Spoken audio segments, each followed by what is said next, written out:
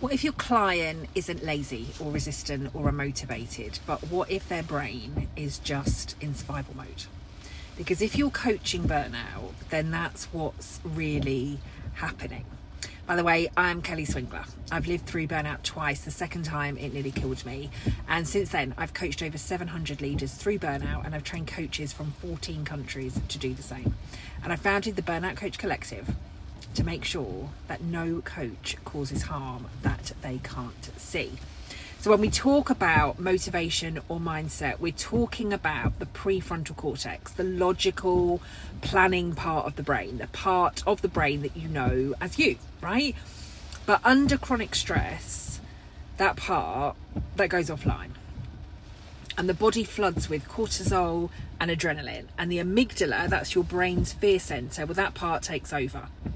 And the brain isn't interested in growth or self-actualization at that point. It's interested in survival. So when you're working with a client who's at or near burnout and you notice that they're not following through, or they're not reflecting deeply enough, they're not taking any action, it's not that they don't want to, because they do, but it's that their brain literally can't. You're asking an offline system to do the online work. And this is where so many coaches get it wrong. They see a lack of progress and they think, right, let's set clearer goals, let's increase accountability, let's speak to each other more, let's up the challenge. But what you're actually doing is you're increasing threat. And when the brain feels threatened, then it doubles down on protection. It dissociates, it avoids, and it freezes. Burnout is not a productivity issue, it's a safety issue. And the nervous system needs to know it's safe before the brain can engage again. And that's why one of the most powerful questions you can ask isn't what do you want, it's what feels safe enough for you to do right now.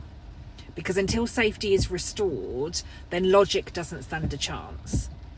And the coaches who don't understand this, well, they end up treating symptoms, right? You're dealing with and working with procrastination, resistance, low motivation, but you should be dealing with the cause, and that cause is dysregulation. And coaches who understand that, well, they become the difference between recovery and relapse.